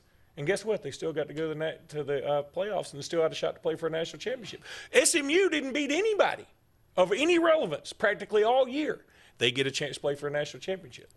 I'm just telling you, everybody was begging for this. Now we have it. We've devalued the regular season just like a lot of people thought. Some people say it's increased the value of the regular season. I disagree completely. And now everybody wanted to pay the players. With players all on the players' back, yada, yada, yada. Well, now you're going to have things where people get $5 million to show up and drink a Coke and sign 2 autographs and go to the house. I'm not a fan of it, but again, if I was the one getting $5 million, I'd be like, I'm over here minding my business. Why don't you do the same? Well, if the clearinghouse is not going to do anything to, again, monitor, as they claim they're going to, NIL deals that they are legitimate, then all is lost. Well, they can monitor it all day. And the first thing I'd do is I'd say, okay, you're saying my deal that I was going to get $5 million to show up and sign autographs for an hour is invalid. I'm taking you to court right now. Okay. And then I'll take you to court and I'll win. There's no way I won't win in this country. There's no way that would lose. And then everybody will throw their hands up again and we'll be right back to where we started unless we get everybody to sign something and then they become employees and then you got a whole nother set of circumstances. Or you make the players do it themselves and don't have any connection with the school. It make it a lot easier. And then what do? Do you rent out the stadium to – would Auburn have to rent out Jordan-Hare Stadium to play because they're really not Auburn anymore? You know what I mean? They're not part of the school anymore. Oh, I'm just talking about NIL deals from the college football, from the university. And again, I don't want you to think I'm going against you. I'm on your side. I'm just saying I've heard enough now where I see the other side and I'm like, okay, that makes sense. I don't like it, but it makes some sense. We got to take one final break. We'll be back with one segment right after this. Thunderbolt Lightfoot at Oscar's Cafe on Highway 49 South in Dadeville, Alabama is looking to see you today. Now, let me tell you, they got great food. They've always had great food all these years. Now, they still got that atmosphere. They still got that service. They still cater. Let me stop right there. 15 to 415 they can handle. So give them a call today at Oscar's, Highway 49 South in Dadeville. 256-825-4827. Hillary Towers may very well be the Lake Martin area's best kept secret. An affordable senior citizens community located on Highway 22 East in Alexander City. Spacious one-bedroom units are currently available. Great location, peaceful setting, comfortable living where pets are allowed and utilities are included. Call today for more information on the newly renovated Hillary Towers, 256-329-0552. 256-329-0552. Hillary Towers, 22 East, Alexander City. At C&T Electric, our clients are our priority. For the safety and security of your family and home, our technicians are professionally trained, drug tested, background checked, and wear uniforms with name tags. We're proud to have served the Elk City, Dadeville, and Lake Martin areas for the past 10 years. Give us a call at 256-234-0007 for all your electrical service and repair needs, or visit us on the web at www.cntelectricllc.com and spell out the word "and." Inspired by the bold bison, Southern Union students blaze new trails every single day. They press forward knowing their SU education will lead them to success. Affordable, accessible, and locally unparalleled. Whether you're transitioning to a university or launching straight into a lucrative career, a degree from SU SDC can help you blaze your path. 3 locations, dedicated faculty and staff, endless possibilities. It's all waiting for you at Southern Union. It's time to venture forward. Register today. When you need an automotive hero, you got to call S&S Discount Tire Pros. With locations in Alexander City and Dadeville, we are here to serve you today. From quick services like oil changes and tire rotations to in-depth automotive repairs such as suspensions, brakes, and tune-ups, S&S can take care of all your tire needs. You just have to focus on what's important and love the drive. Call S&S Discount Tire Pros today. We are automotive heroes, and we are here to serve you. 2025 RVs are here. Be the first to see the latest and greatest from your favorite manufacturers and lock in special show pricing at your local Camping World.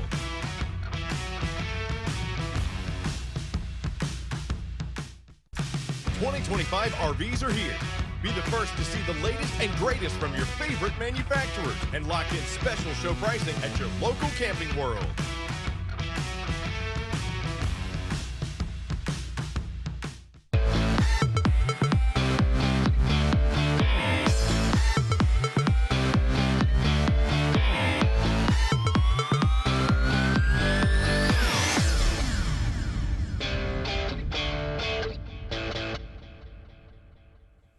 Welcome back, everyone. I only got about a minute left in tonight's show. Thank you so much for being with us tonight. Thank you to David Murray. Thank you to Brad Kellner as well for being with us. All right, Luke, Kevin Bacon, happy birthday today, born on this day, 1958. Been in a lot of classics, obviously. Animal House, the original Friday the 13th, Tremors.